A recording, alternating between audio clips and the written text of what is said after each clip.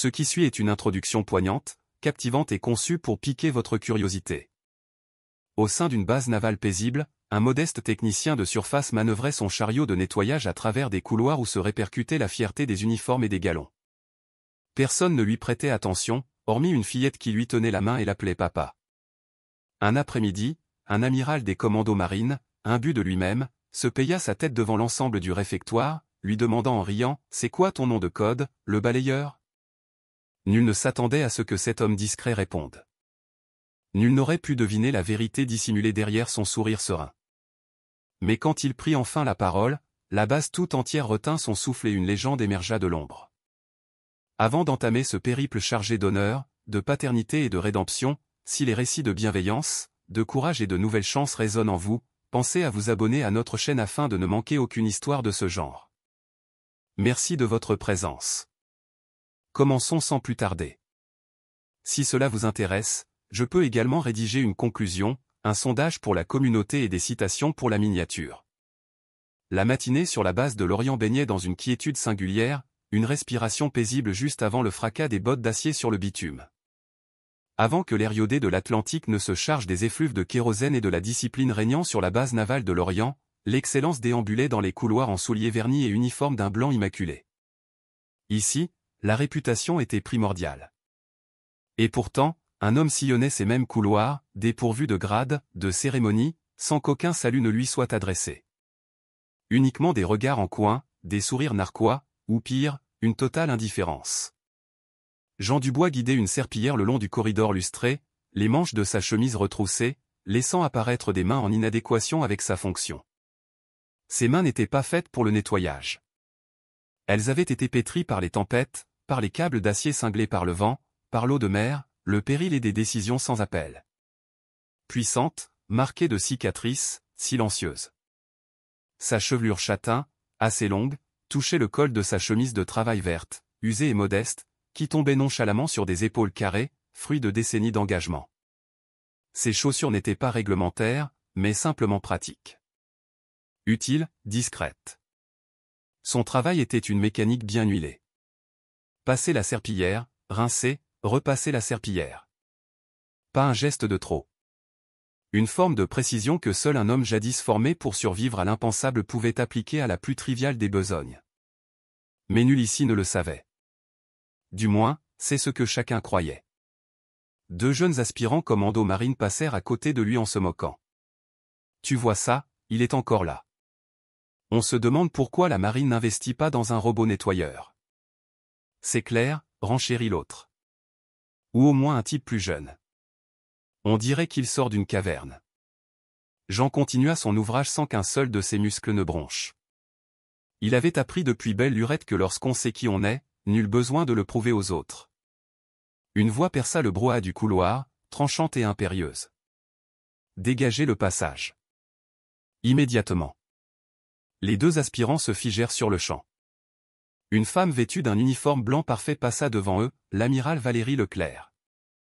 Sa posture était à la fois gracieuse et ferme, sa chevelure sombre impeccablement coiffée sous son couvre-chef. Elle se déplaçait avec l'assurance que confèrent des années à faire tampon entre les crises et le commandement. L'espace d'un instant, son regard balaya Jean, notant sa stature, sa discipline contenue, sa manière de se mouvoir, qui rappelait davantage un homme ayant mené des troupes et foulé des champs de bataille qu'un agent d'entretien dans un couloir. Une dissonance. Intriguée, elle le dévisagea de nouveau. Puis ses obligations la rappelèrent à l'ordre. Jean poursuivit sa tâche. Il parvint à l'extrémité du couloir alors que des petits pas précipités se faisaient entendre derrière lui. « Papa !» Un éclair de cheveux blonds et de joie pur vint délicatement s'échouer contre son flanc. Chloé Dubois, 8 ans, son cartable dansant sur son dos, affichait un sourire capable d'illuminer la base entière. Le visage de Jean se métamorphosa sur le champ, s'adoucissant comme un paysage enneigé sous les premiers rayons du printemps. « Te voilà, ma chérie. » Elle l'enlaça avec force. Il s'accroupit pour être à sa hauteur, rangeant une mèche rebelle derrière son oreille. Les yeux de Chloé scintillaient de curiosité. Elle posait sans cesse des questions, percevant toujours plus de choses que ce qu'on attendait d'une enfant de son âge. « Je peux déjeuner avec toi aujourd'hui ?» s'enquit-elle, faisant tournoyer son cartable. Évidemment, répondit-il d'une voix douce et chaleureuse. J'ai préparé des sandwichs. Elle feignit une surprise outrée. Tu as bien enlevé la croûte? Tu me fends le cœur, la taquina Théil. Ai-je seulement une fois failli au protocole d'enlèvement de la croûte? Elle partit d'un éclat de rire. Leur joie détonnait dans la solennité du couloir militaire, tel un arc-en-ciel après l'orage. En chemin vers la salle à manger, elle lui raconta sa journée d'école, son dessin représentant un phare, et le compliment de son institutrice, Madame Taylor, qui lui avait dit qu'elle avait un cœur de lionne. Jean l'écoutait, avec une attention sincère, ponctuant son récit de petits sourires empreints de fierté. Un père qui portait ses guerres intérieures en silence, mais son amour au grand jour. Le réfectoire de la base était rempli d'uniformes. Le bruit ambiant était une symphonie métallique, le cliquetis des couverts, le martèlement des bottes, les rires, une tension palpable, la fierté. Jean et Chloé prirent place à une table isolée, près du fond. Une existence en retrait, dans les marges du monde, invisible. Il sortit 2 déjeuners modestes, des sandwichs au poulet, des quartiers de pommes, et de petites boîtes en plastique. Rien de sophistiqué, mais un repas confectionné avec une infinie tendresse. Chloé croqua dans son sandwich, les joues rebondies. C'est le meilleur sandwich de l'univers. Jean eut un petit rire. Je vais en informer les autorités gastronomiques. À quelques tables de là, 2 jeunes matelots les pieds en chuchotant. C'est le type du nettoyage. Oui, il est étrange. Toujours s'y poser. Sûrement un ancien tôlard, il a l'habitude de récurer. Nouveau ricanement. Jean ne réagit pas. Jamais. Il préféra glisser une serviette sous le gobelet de jus de Chloé pour protéger sa chemise. C'était là sa véritable bataille désormais, préserver l'univers de sa fille, le garder propre, sûr, indemne.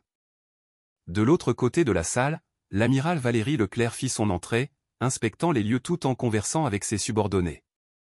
Son regard se posa à nouveau sur Jean, cette fois accompagné de l'enfant. La douceur était une denrée rare sur la base. Plus rare encore lorsqu'elle émanait d'un homme qui semblait par ailleurs avoir été sculpté par des orages silencieux. Sa posture, humble mais solidement ancrée, était celle d'un homme qui s'inclinait devant la vie par choix, et non par résignation. Ses officiers lui parlaient, mais son esprit était ailleurs. Soudain, Chloé lui adressa un signe de la main, un geste joyeux et spontané. Valérie, surprise, répondit par un discret hochement de tête poli. Jean, l'ayant remarqué, inclina la tête à son tour, un geste respectueux et neutre. Valérie continua son chemin, déconcertée par cet échange d'une manière qu'elle peinait à s'expliquer. Un autre groupe fit son apparition, plus tapageur, plus ostentatoire.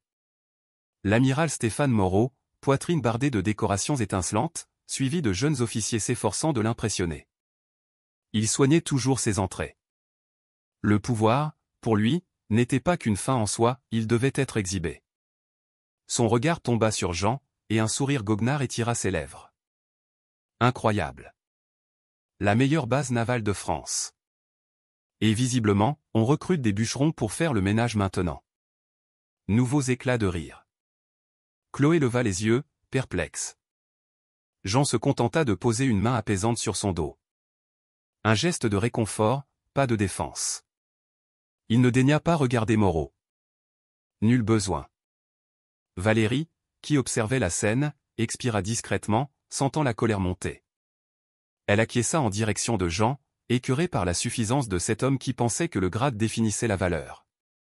Moreau poursuivit sa route vers le self-service, son ego en éclaireur, sa cour dans son sillage. Pour lui, Jean ne méritait pas même un deuxième regard. Mais le silence de Jean n'était pas une faiblesse. C'était une lame d'acier dans un fourreau d'humilité. Et dans ce réfectoire où s'étalaient grade et pouvoir, nul ne se doutait que l'homme le plus effacé de la pièce avait jadis été le nom de code le plus craint à travers les océans. Nul ne se doutait que sous les dehors du père attentionné, de l'agent d'entretien, des pas modestes, une légende sommeillait. Et les légendes ne crient pas. Elles patientent. Le jour viendrait où ce silence serait rompu. Mais pas aujourd'hui. Aujourd'hui, la priorité était au sandwich sans croûte, au rire d'une fillette, et à cet amiral qui ne parvenait pas à se défaire du sentiment d'avoir assisté à quelque chose de bien plus fondamental que les uniformes ou les grades, quelque chose d'authentique, de puissant, de presque sacré. le soleil de l'après-midi inondait l'aire de jeu de la base, projetant les ombres allongées des balançoires et des structures de jeu sur la cour bétonnée. Des cris d'enfants, des courses-poursuites, des corps suspendus à des jeux en forme de sous-marins et d'hélicoptères. Les parents, pour la plupart en tenue militaire, surveillaient depuis des bancs disposés avec une rigueur toute martiale. Et il y avait Jean. Légèrement à l'écart, adossé à un arbre, sa gamelle à la main, sa posture aussi sereine que la mer après l'accalmie. Chloé se balançait très haut, ses jambes fendant l'air, ses cheveux blonds flottant derrière elle comme un étendard de joie. Ses rires fusaient au-dessus du brouhaha. Une jeunesse à l'état pur, dans un lieu régi par la discipline et le sacrifice. Non loin, deux mères de militaires chuchotaient, « C'est la fille du technicien de surface, c'est ça ? La pauvre. Elle est si mignonne. Lui, il a l'air patibulaire. Sans doute renvoyé de l'armée pour faute grave. Qui d'autre accepterait un tel poste ici ? » Jean entendait tout. Son dos ne se crispa pas. Son visage resta impassible. Des années de conditionnement l'avaient transformé en acier. Les rumeurs glissaient sur lui. Mais une lueur fugitive traversa son regard. Le spectre éphémère d'anciennes tempêtes.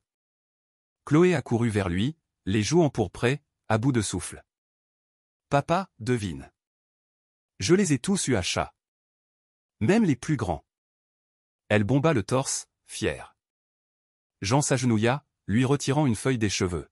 « C'est ma fille, ça, murmura-t-il. Vive comme l'éclair. » Un jeune garçon s'approcha, fils de militaire, une dizaine d'années, vêtu d'une réplique de blouson d'aviateur. « Mon père, il est capitaine de frégate, » lança-t-il fièrement. « Et vous, qu'est-ce que vous faisiez dans la marine, monsieur Dubois ? » Mon père dit que seuls les nuls finissent au nettoyage. Le silence se fit, pesant. Quelques adultes se tournèrent, curieux de la réaction du discret agent d'entretien. Les petits poings de Chloé se formèrent, son visage s'enflammant d'une colère protectrice. « Ne parle pas comme ça à mon père !» s'écria-t-elle. Jean posa une main rassurante sur son épaule, non pour la contenir, mais pour lui enseigner la maîtrise. « Tout va bien, dit-il avec calme. Puis, s'adressant au garçon, il esquissa un léger sourire. « J'ai fait ce qu'on attendait de moi. J'ai servi où l'on m'a envoyé. Aujourd'hui, je fais ça. Et ça me suffit. » Le garçon, décontenancé, fronça les sourcils. Les enfants n'étaient pas coutumiers de l'humilité. La véritable humilité. Il retourna vers l'aire de jeu, perplexe devant l'étrange dignité de cette réponse. Chloé tira la manche de son père, sa voix menue mais déterminée.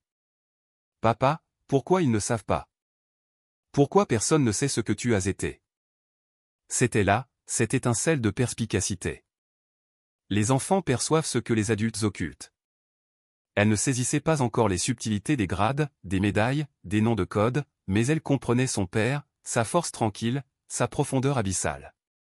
Et elle ne comprenait pas pourquoi le reste du monde était aveugle. Jean la regarda, ses yeux éprouvés par le temps s'adoucissant comme un glacier sous le soleil printanier. « Ma puce » murmura-t-il en lui caressant la joue. « Personne n'a besoin de le savoir. »« Mais tu étais quelqu'un d'important » insista TL, les sourcils froncés. « Tu sauvais des gens. Tu étais un héros. Pourquoi le cacher ?» Jean laissa échapper un long soupir. Un souffle chargé de souvenirs, certains trop lourds pour de si jeunes oreilles. « Je suis toujours quelqu'un d'important, » dit-il avec douceur. « Mais pas selon leurs critères. » Le visage de Chloé se contracta, un mélange d'innocence et d'incompréhension. « Mais il te traite comme si. Comme si tu n'étais rien. Ça me déplaît. » Il lui tapota le nez. « Toi, tu connais la vérité, » murmura-t-il. « Et c'est tout ce qui compte pour moi. Le monde s'attache aux uniformes, aux médailles, à ce qui brille. Mais je n'ai pas besoin de leurs applaudissements. Ton sourire me suffit amplement. » Ses yeux s'embuèrent. Elle se jeta à son cou, l'étreignant de toutes ses forces. « Je te souris tout le temps. » Sans qu'il s'en aperçoive, l'amiral Valérie Leclerc se tenait non loin, une tasse de café à la main, son agenda sous le bras, le devoir incarné dans sa posture. Elle n'avait pas cherché à écouter leur conversation, mais elle l'avait entendu. Quelque chose se noua en elle. Elle observait Jean, non plus avec le regard d'un supérieur, mais avec celui d'une femme témoin d'un père qui préférait la grâce à l'orgueil. Une force et une humilité que nulle décoration ne pouvait conférer. Une assurance rare dans un univers obsédé par le statut et la réputation. Son adjoint s'approcha. « Mon amiral, le briefing commence dans 10 minutes. » Valérie acquiesça d'un signe de tête absent, son regard toujours fixé sur le père et la fille. Il y avait en lui une familiarité. Pas ses traits, mais cette autorité naturelle qui émanait de lui. Cette façon de se mouvoir avec une maîtrise qui témoignait d'une discipline de fer, pas d'une défaite. Son adjoint suivit son regard. Ah, l'agent d'entretien. On dit qu'il cherchait juste un boulot. Jamais eu de promotion. Sûrement. Valérie le coupa d'un geste sec et subtil. Cela suffit. L'adjoint se tut, déglutissant. Valérie ne se fiait pas aux on-dit. Elle jugeait sur la prestance. Et la prestance de Jean ne correspondait pas à son étiquette. Elle ne pouvait encore mettre un nom dessus, mais cela la taraudait comme le ressac qui ronge la falaise. Alors que Chloé retournait jouer, Valérie s'approcha sans bruit. Jean se redressa, un réflexe, pas une marque de soumission. Il hocha la tête respectueusement. « Mon amiral, dit-il, la voix posée, sans la moindre trace d'intimidation. » La plupart des civils perdaient leurs moyens devant elle. Nombre de militaires également, mais pas lui. Nulle arrogance, juste une assurance tranquille. « Monsieur Dubois. » Son regard glissa brièvement vers Chloé. « Votre fille a du tempérament. » Un demi-sourire effleura les lèvres de Jean. « Elle tient ça de sa mère. » Le cœur de Valérie se serra à nouveau, l'empathie se lisant sur son visage. Elle reconnut cette ombre dans son regard, la perte. Celle qui mûrit une âme, la rendant à la fois plus acérée et plus douce. « Vous avez une allure différente, » dit-elle, sans mesurer la vulnérabilité de son propre ton. Différente de la plupart des hommes qui nettoient les sols. Il se contenta d'acquiescer. La vie est faite de saisons. Voici la mienne. Ce n'était pas de la fausse modestie. C'était de l'acceptation. Et cela la déconcerta plus que n'importe quel secret aurait pu le faire. Un silence s'installa, ni gênant, ni pesant, juste chargé de vérités inexprimées. Qu'aucun des deux n'était prêt à affronter. Sa radio grésilla. Le devoir. « Je vous souhaite que cette saison soit paisible, » dit-elle avec une sincérité presque surprenante. Il lui répondit d'un petit signe de tête. « Merci, mon amiral. » En s'éloignant, elle se sentit troublée. Pourquoi les paroles d'un simple agent d'entretien résonnaient-elles en elle avec un tel poids? Et pourquoi avait-elle la soudaine conviction d'avoir entreaperçu un homme qui, jadis, avait porté un tout autre uniforme, un homme devant lequel le monde s'inclinait? Chloé revint vers lui en courant, toujours essoufflée. « Papa, tu ne lui as pas dit qui tu étais. » Jean suivit du regard la silhouette de Valérie qui s'éloignait, sa voix stable, douce comme une prière. « Elle n'avait pas besoin de le savoir, » murmura-t-il. « Pas pour l'instant. » Chloé fronça les sourcils. « Mais quelqu'un devrait. » Il passa un bras autour de ses épaules, la ramenant vers leur maison. « Si la vérité est importante, » murmura-t-il, elle finit toujours par se faire jour. Derrière eux, l'amiral Valérie Leclerc s'arrêta une nouvelle fois, la main sur une balustrade, le front plissé par cette prise de conscience, à la fois silencieuse et puissante. Certains hommes ne se dissimulent pas. Certaines légendes se mettent simplement en retrait. Et les légendes en retrait ne sont pas oubliées. Elles attendent simplement le moment propice pour renaître. Le lendemain matin, la base s'éveilla à l'heure habituelle. La sonnerie du réveil se propagea dans tout le camp. Le ciel arborait encore les teintes douces et violacées de l'aube. Des portes d'acier claquèrent, des bottes résonnèrent. Le pouls de la vie militaire battait à plein régime. Jean Dubois se mouvait au milieu de cette agitation avec discrétion, poussant son chariot dans un long couloir administratif, le seau de sa serpillière émettant un léger grincement. Nul ne le saluait, mais sa démarche était aussi droite, mesurée et alerte que celle des militaires. Les néons s'allumèrent, leur lumière se reflétant sur un sol impeccable, fruit de son travail matinal. Il chérissait ce moment de la journée, avant le tumulte, avant les regards. La quiétude était devenue son refuge, non pas l'absence de bruit, mais l'absence de jugement. Mais la quiétude est une denrée rare dans les lieux de vie. Alors que son chariot passait devant l'aile d'entraînement des commandos marines, des rires fusèrent du vestiaire, secs et méprisants. Il reconnut immédiatement ce ton. Celui de jeunes hommes qui n'avaient pas encore fait leurs preuves, cherchant désespérément à affirmer une supériorité inexistante. Ce type se prend pour un pacha, lança une voix. Il manie sa serpillière comme un chef d'orchestre. Une autre ajouta, il a dû se faire virer. Une grosse connerie, sûrement. Ou il a été éliminé à la sélection, suggéra un troisième. Le genre à ne pas tenir une semaine en enfer. Les rires redoublèrent, bruyants, blessants, nourris par un manque d'assurance masqué par l'arrogance. Jean continua son chemin. Son visage était serein, mais au fond de lui, un souvenir battait sourdement. Des hommes à bout de souffle dans le ressac glacé, le sable infiltré dans chaque pore. Les vagues s'abattant sur les corps jusqu'à ce que seule la volonté subsiste. La semaine en enfer ne l'avait pas brisé. C'est là qu'il avait compris que sa propre endurance pouvait briser le monde. Il passa sans un mot. Mais à l'intérieur, quelqu'un remarqua ce silence. Un jeune commando marine, Lucas, aux épaules larges, les cheveux coupés courts, encore imprégné de l'atmosphère de l'école. Son rire s'éteignit lorsqu'il aperçut l'avant-bras de Jean, au moment où celui-ci rajustait sa manche. Une cicatrice s'y dessinait, profonde, irrégulière, indubitablement le fruit du métal et du feu. Pas d'une maladresse ou d'un coup du sort. Pas un accident, mais la marque d'un champ de bataille, une marque subie, pas choisie. L'expression du jeune homme changea. Il ne comprenait pas tout, mais il sentait quelque chose, comme on reconnaît un prédateur du coin de l'œil, sans même voir ses crocs. Jean lui adressa un unique hochement de tête, une reconnaissance silencieuse. Un respect offert, non exigé.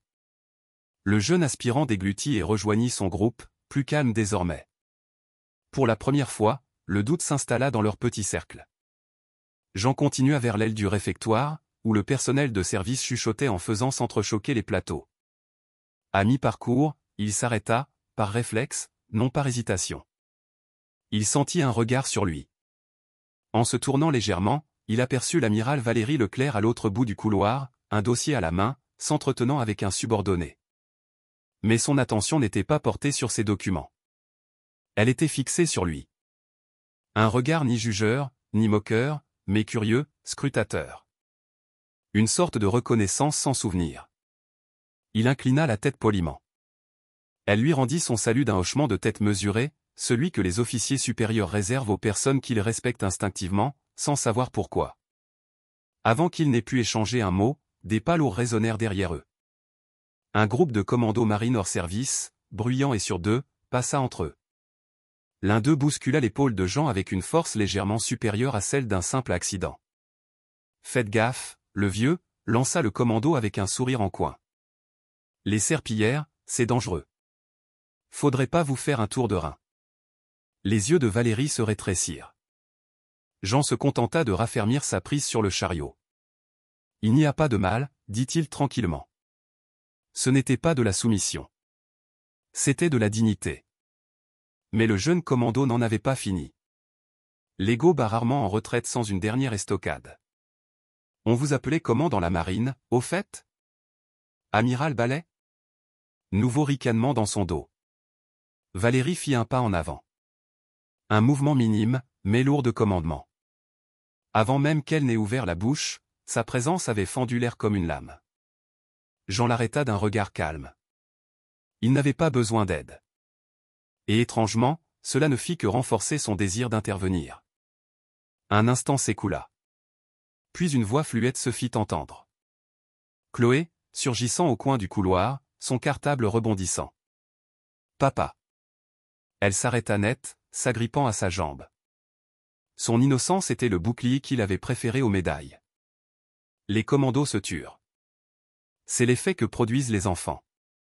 Ils rendent la méchanceté absurde. Chloé les dévisagea, la tête penchée. « Pourquoi vous parlez mal à mon papa ?» Le couloir sembla se figer. Même les murs d'acier paraissaient retenir leur souffle. Le sourire narquois du commando disparut. Une lueur de honte, fugace, brute, humaine, traversa son regard. « On rigolait, c'est tout, marmonna-t-il. » Chloé fronça les sourcils. « Les rigolades, c'est fait pour rendre les gens heureux. Jean posa une main douce sur son épaule. Viens, ma chérie. Puis, s'adressant au commando, bonne journée, les jeunes. Et veillez les uns sur les autres. Nul ego, nulle agressivité. Juste une vérité tranquille. Le commando hocha la tête, penaud. À vous aussi, mon commandant. Mon commandant. Le mot avait jailli, instinctivement. Car malgré sa tenue, Jean Dubois dégageait une autorité naturelle, comme la gravité, invisible mais indéniable. Les hommes s'éloignèrent rapidement, jetant des regards en arrière empreints d'un respect troublé, qu'ils ne parvenaient pas encore à expliquer. Chloé tira la manche de son père. « Papa, pourquoi il se moque de toi? Tu es le plus courageux de tous ceux que je connais. » Jean s'agenouilla à sa hauteur, lui caressant la joue. « Les gens se moquent quand ils ne comprennent pas, » murmura-t-il. « Et ce n'est pas grave. Le monde n'est pas toujours tendre. Mais nous pouvons l'être. » Valérie, qui n'avait rien manqué de la scène, sentit quelque chose s'émouvoir en elle. Le leadership, on le lui avait enseigné, reposait sur le contrôle, le pouvoir, la stratégie. Mais cet homme commandait sans titre, sans uniforme, par la seule force de son caractère. Chloé désigna soudain l'avant-bras de son père. « Ils ne savent pas pour ça, papa. » Jean abaissa doucement sa main. Certaines histoires doivent d'abord rester dans le cœur. Le regard de Valérie suivit la cicatrice. Une curiosité intense s'éveilla en elle.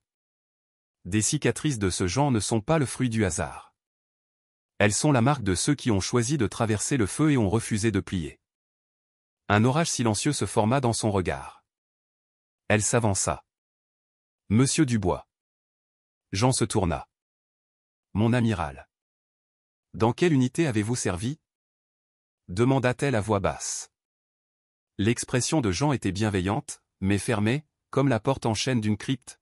« Là où l'on avait besoin de moi, » répondit-il. « C'était il y a bien longtemps. » Valérie l'observa. Cette assurance tranquille, cette confiance qui n'intimidait pas, cette humilité qui ne peut venir que de celui qui a un jour détenu un immense pouvoir et y a volontairement renoncé. « Je comprends, » murmura-t-elle. Ce n'était pas une réponse. Mais c'était la vérité qu'il lui offrait, et elle se devait de la respecter. Chloé tira la main de son père. « Viens, papa.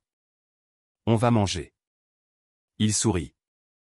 L'heure du petit déjeuner a sonné. Puis, à Valérie, « Bonne journée, mon amiral. » Elle hocha lentement la tête, regardant le père et la fille s'éloigner, simple, modeste, et pourtant, d'une certaine manière, plus imposant que les couloirs dorés qui les entouraient. Les rumeurs continuèrent de circuler ce jour-là, mais pour la première fois, un doute s'y mêla. Car les légendes ne s'annoncent pas. Elles laissent de petites fissures dans le monde, à travers lesquelles la vérité transparaît, une cicatrice, un silence, la façon dont même l'arrogance cède le pas à la grandeur discrète. Et au plus profond d'elle-même, l'amiral Valérie Leclerc commençait à comprendre. Cet homme n'était pas un déchu. C'était un homme qui avait atteint les sommets et avait choisi de s'en retirer. À midi, le réfectoire de la base vibrait d'une énergie propre aux communautés militaires, le fracas des plateaux, le bourdonnement des conversations de débriefing, les ordres aboyés par les sergents pour éloigner les recrues des distributeurs de soda. Un tableau d'ordre et d'ego. Jean Dubois entra discrètement, Chloé gambadant à ses côtés, un sac à déjeuner en papier orné d'étoiles et de dauphins maladroitement dessinés. Son rire s'élevait au-dessus du brouhaha, unique son de la pièce à ne pas être dicté par la routine ou le grade. Jean tenait un plateau modeste, 2 sandwichs, des quartiers de pommes, des bâtonnets de carottes, et 2 gobelets de lait chocolaté. Rien d'ostentatoire, rien de bruyant. Le genre de repas qui témoigne de l'amour, pas de la facilité. Ils s'installèrent à leur table habituelle, dans un coin, près de la fenêtre, à l'écart de l'agitation. Chloé balançait les jambes sous sa chaise, ses pieds effleurant à peine le sol. « Papa, » dit-elle en déballant son sandwich, « tu savais que les loutres de mer dorment en se tenant la main pour ne pas être séparées par le courant ?» Jean sourit en coupant sa pomme avec un couteau en plastique. « C'est très ingénieux. On devrait peut-être essayer, la prochaine fois que tu t'endors pendant que je te lis une histoire. » Chloé feignit l'indignation.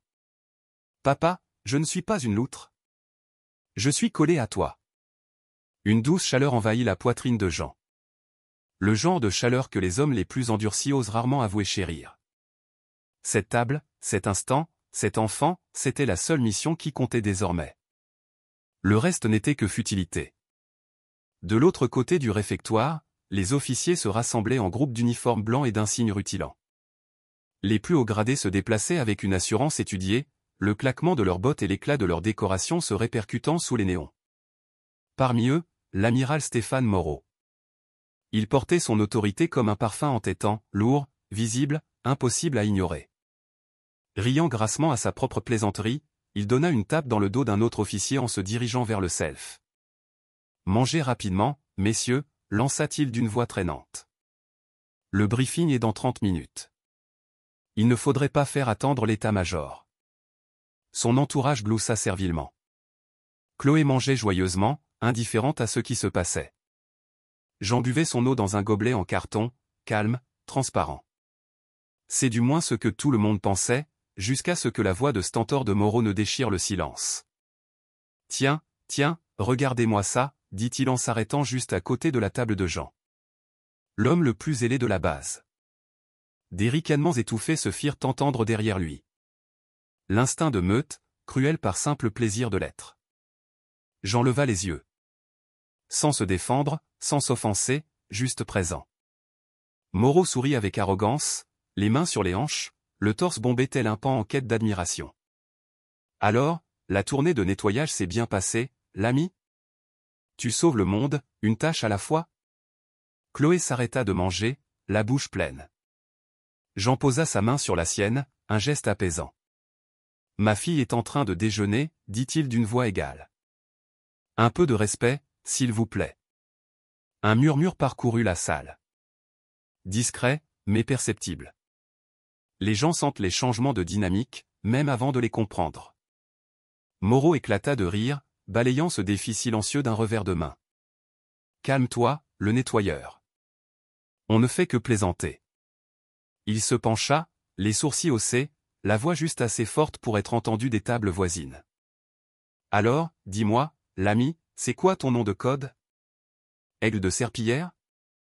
Patron du Sceau ?» Les rires redoublèrent, cruels, désinvoltes, pleins d'assurance. Le visage de Chloé s'empourpra. « Taisez-vous » lança-t-elle, ses petites mains tremblantes. « Mon papa. » Jean lui toucha doucement l'épaule. « Hein, laisse, je gère, silencieux. » Il s'essuya la bouche avec une serviette, ses gestes aussi calmes qu'une eau stagnante. Puis il posa sa serviette et planta son regard dans celui de Moreau. Sans provocation, sans soumission, juste la vérité face au vacarme. « Mon nom de code, dit Jean posément, était Aigle solitaire. » La pièce se tut. Ce n'était pas une question de volume. C'était une question de gravité. Une seule phrase qui avait changé l'atmosphère, imposant le silence comme la tempête l'impose aux marins. Une fourchette tomba sur le sol. Un plateau s'immobilisa. Quelqu'un retint son souffle. Aigle solitaire. Un nom plus ancien que le plus jeune des commandos de la base, un nom murmuré comme une légende dans les couloirs de l'histoire navale. L'opérateur qui avait disparu après une mission de sauvetage que nul n'avait pu réitérer. Le commandant fantôme. Celui qui était descendu aux enfers et en avait ramené ses hommes, seul. Beaucoup dans la salle avaient entendu parler de la légende. Peu la croyaient réelle. Aucun n'aurait imaginé qu'il nettoyait leur sol. L'amiral Valéry Leclerc, qui entrait par une porte latérale, s'arrêta net. Son souffle se coupa, un mélange de reconnaissance, de choc et d'admiration la submergeant en une fraction de seconde. Moreau cligna des yeux. La confusion laissa place à l'incrédulité, puis au déni. « Qu'est-ce que vous racontez » ricana-t-il, mais sa voix le trahissait. Jean ne scia pas. Aigle solitaire. Un silence encore plus profond s'installa. Il n'avait pas haussé le ton. Il ne s'était pas vanté. Nul besoin. Les héros crient, les légendes murmurent. Chloé tira sur sa manche, ses yeux écarquillés de fierté, de peur, et de questions qu'elle ne savait pas encore formuler. « Papa. » Jean lui sourit, un sourire doux comme une berceuse. « Tout va bien. Finis ton déjeuner. » Moreau déglutit avec peine, puis se força à rire, un rire fragile comme du cristal. « Mais bien sûr, lança-t-il faiblement. Et moi, j'ai commandé le commando Uber. Jean ne répondit pas. Il n'en avait pas besoin. Car le premier commando à se lever fut l'un des plus jeunes, celui-là même qui avait remarqué la cicatrice. Il se leva, instinctivement. Le dos droit, les talons joints. « Mon commandant », dit le jeune homme à voix basse, avec respect. Il dit la vérité. Des murmures s'élevèrent. Des murmures de choc, d'incrédulité. Un par un, plusieurs commandos se levèrent, sans certitude, mais comme mus par une force invisible, comme des soldats qui reconnaissent un général bien avant de connaître son nom. Valérie s'avança. Sa voix était assurée, mais ses yeux brûlaient de souvenirs et de révélations. « Amiral Moreau, dit-elle avec précaution. Je vous suggère de traiter Monsieur Dubois avec le respect qui lui est dû. » Le visage de Moreau s'empourpra. L'humiliation, la colère, la confusion, la peur. Le rapport de force venait de s'inverser, et il était le dernier à s'en rendre compte. Jean se retourna vers Chloé, tartinant son deuxième sandwich comme si de rien n'était. « Ça va, mon cœur » demanda-t-il doucement. Elle hocha la tête, ses yeux brillants d'admiration. « Tu es aigle solitaire » murmura-t-elle, comme si le dire à voix haute pouvait briser un sortilège. Jean lui retira une miette du coin de la bouche. « Non, murmura-t-il. Je suis ton papa. C'est tout ce qui compte. » Le souffle de Valérie se bloqua, non pas par sentimentalisme, mais par respect, en voyant un homme qui aurait pu dominer le monde, mais qui avait choisi de s'agenouiller auprès de son enfant. De l'autre côté de la pièce, un drapeau français, agité par un courant d'air, capta la lumière. Et à cet instant, tous les témoins de la scène apprirent une leçon que l'armée met des vies à enseigner, le grade impose l'obéissance. Le caractère impose l'allégeance. Jean n'avait pas besoin de galons sur ses épaules. Il avait l'honneur dans son silence, et une fille dans ses bras. Et la salle entière, comprit soudain qu'Aigle solitaire n'était jamais tombé. Il avait simplement atterri là où l'amour l'attendait.